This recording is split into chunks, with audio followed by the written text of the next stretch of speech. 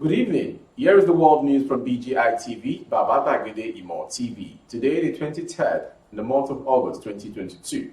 I am Morire Rebila Lawal. First are the major headlines for the world news. 6 dead as Kwankwaso's convoy involved in accident in Nasarawa. Police to go after producers of plate numbers that change automatically. Hoodlums storm Olubado's palace, disrupt installation ceremony. Anxiety as gunmen strike in Oshun, abduct passengers. Amotekun arrest wheat sellers fighting over customs in Ogun. Why I stoned my 2 kids to death, 25-year-old father. Leave Ukraine now, US tells citizens. From foreign story, and lastly on sports. Man United beat Liverpool, secure Ags' first win. Now the news in detail. 6 people have died as the presidential candidate of the new Nigerian People's Party NPP and former governor of Kano State, Rabiu Musa Kwankwaso's convoy involved in an auto crash in Nasarawa State. According to reports, Kwankwaso during the weekend was in Lafia, the capital of Nasarawa State, to inaugurate his presidential campaign office, when one of the drivers of the buses conveying his supporters lost control of the steering, somersaulted. 4 people were said to have died instantly, while 2 later died at the hospital. Several occupants of the vehicle sustained various degrees of injury and were rushed to an undisclosed hospital for medical attention. Kwankwaso has condoled with the people of Nasarawa State, the families of the deceased, and the NNPP over the unfortunate incident. Nasarawa State Governor Abdullahi Sile expressed sadness over the unfortunate incident that led to the death of some party supporters with others injured. Moving on to the next story, which is a national unrest. The Nigerian Police Force has vowed to go after producers of plate numbers that can automatically change. A video of a car with the technology that helps switch its plate numbers has gone viral. In the video, the 2 sides of the plate number of the car carry 2 different numbers, and so they can be interchanged when an automated button is pressed. Some Nigerians have called on the authorities to checkmate these, as it will help criminals evade arrest. Reacting to the viral video, the spokesman of the Nigerian Police Force CSP, Olumuyiwa Adejobi, said the police will investigate the source of the automatic plate numbers and go after those producing it. We have come across the video which has gone viral. This technology is good but very criminal in our Nigerian context, and it would and should be condemned. Every vehicle in Nigeria must be registered and have a plate number, not many numbers.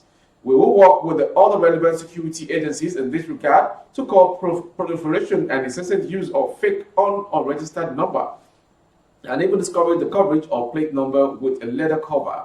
We will surely investigate the source of this and work against production, spread, and usage of this kind of technology, which has been seen and perceived as dangerous and inimical to our security.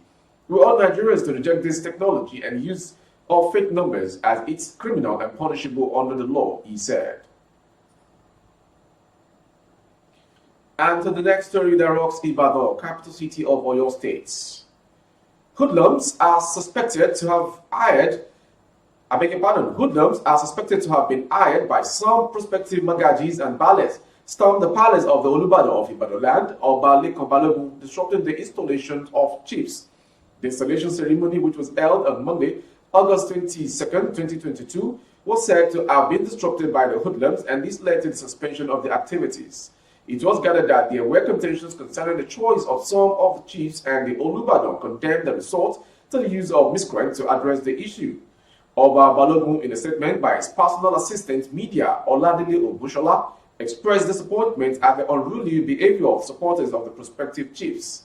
According to him, the disruption led to the abrupt end of the program shortly after the installation of only 3 out of 10 chiefs slated for the day. The installation of new magajis and ballets was for 10 new chiefs, consisting of 5 magajis and ballets apiece, but this could not be completed due to the invasion of the venue by the hoodlums. And to Osun State. Some passengers traveling to Ilesha from Osogbo, the Osun State capital, were kidnapped by 5 gunmen. It was gathered that the 13 passengers in the commercial bus were, however, abandoned by the abductors when they heard the siren of a police patrol team. It was gathered on Monday that the passengers boarded the commercial bus at the garage in Osogbo around 1:30 p.m. on Sunday. But unknown to them, 5 out of the 18 passengers in the bus were kidnappers. It was alleged that while the bus was heading to Ilesha, one of the 5 kidnappers pleaded with the driver to stop the bus that he wanted to urinate. He reportedly told the driver to stop, and the driver obliged him, but at the point, the kidnappers were said to have pulled out guns and forced the passengers to the bush. One of the rescued passengers, Ewalua Oluwatofumi, while narrating their ordeal, said they were first dispossessed of the valuables before they were marched further inside the bush by the gunmen. She said, "I went to Ilesha garage in Osogbo to board a bus going to Ilesha. When I got there, I met 5 men with some ladies inside the bus. When the bus was full, the driver started the journey, but on getting to a spot on the road, one of them told the driver to stop for him to urinate. That was the story she encountered in the hands of the gunmen, who are kidnappers." From that story, we come to Ogun State concerning the Amotekun Corps. The Amotekun Corps in Ogun State has arrested 7 suspected Indian-aimed sellers while fighting over customers in Ogun State. Daily Post learned that the arrested suspects are also members of Eye and Aye Cult Group. The Amotekun commander in Ogun, David Akinremi, identified the suspects, who are all men between 25 to 40 years, to include Alimi Rahimi, Ayotunde Onokoya, Ogumade Sheung, Ayodele Oreoluwakito, Taufik Shitabe, Ibikunle Benga, and Biruga Oluwaseun. Akinremi revealed that they were nabbed in connection with a case of conspiracy and cultism. According to the retired police commissioner, one of the suspects, Biruga Oluwaseun, on August 6 reported to operators of the corps in the Ijebu Northeast local government while on surveillance patrol that the 4 suspects, Alimi Rahimi and one Ola aka Ebony, had threatened to kill him. The death threat, according to him, was over the supremacy rivalry as members of the drug syndicate dealing in the sales of weeds suspected to be Indian-aimed and other illicit drugs. Akinremi said the rift between them began after Oluwaseun reportedly claimed seniority in the drug business, accusing the 2 suspects of snatching his customers. Moving forward to another tragic story. A 25-year-old man known as Elisha Tari has disclosed why he stoned his 2 children to death in his hometown. Recall that the Adamawa State Police Command arrested Elisha for stoning 2 of his children, aged 3 and 5 years, to death. While being paraded on Monday, the suspect confessed that he has a psychological problem and was once tied in chains some time ago. "I smoke in their air, drink alcohol, and inhale snuff. I don't take tramadol or any other hard drugs," he said.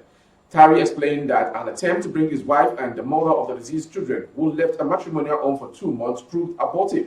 On that fateful day, he said the deceased children approached him while he was cooking, and he asked them, "When is our mother returning back home?"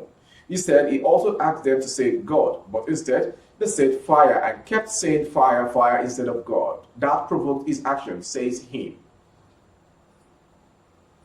And going to Ukraine as a foreign story, the U.S. Embassy in Kiev has warned of an increased possibility of Russian military strikes in Ukraine in the coming days around Ukrainian Independence Day. The embassy again urged U.S. citizens to leave if they could. The Department of State has information that Russia is stepping up effort to launch strikes against Ukraine's civilian infrastructure and government facilities in the coming days, the embassy said in an alert on its website. The U.S. Embassy urges U.S. citizens to depart Ukraine now using privately available ground transportation options if it is safe to do so, the alert said, repeating the advice of previous security warnings. Kiev has banned public celebrations in the capital on the anniversary of independence from Soviet rule on Wednesday, citing a heightened threat of attack. Before we call it a wrap on the world news this hour, let's quickly have the sports news. Erik ten Hag secured his first win as Manchester United manager as goals from Jadon Sancho and Marcus Rashford beat Liverpool 2-1 at Old Trafford on Monday. United had started the weekend bottom of the Premier League but moved above Liverpool on a massive night for their new Dutch manager. Liverpool's expected title challenge is fading fast with Jurgen Klopp's men yet to win 3 games in the new season. United fans began the evening by marching on Old Trafford in protest at the decade of decline overseas by the club's owners, the Glazer family. A social media movement encouraging supporters to boycott the game in the wake of an embarrassing 4-0 defeat at Brentford last week failed to materialize. But even amid the jubilation of a fourth league win over Liverpool since 2018, Chants of "We want Glazers out" persisted throughout the 90 minutes. Ten Hag responded to concessions of 4 goals inside 35 minutes at Brentford by dropping Cristiano Ronaldo and captain Harry Maguire among 4 changes. That concludes the world news from BGI TV. Before we go, some major headlines. 6 dead as Kwankwaso's convoy involved in accident in Nasarawa State. Police to go after producers of plate numbers that change automatically. And lastly, on sports, Man United beats Liverpool, secure Ten Hag's first win in the Premier League this season. For more updates on YouTube, our handle is Baba Bagede Imo TV. Kindly subscribe and click on the notification bell. Select option all for you to access our broadcast. On Facebook, Bagede Imo with Alawi Adebayo. Please like and follow the page. On Instagram, Bagede Imo _22. For advertisement of your goods and services, coverage of events and function, please dial the phone number streaming on your screen for advert placements only.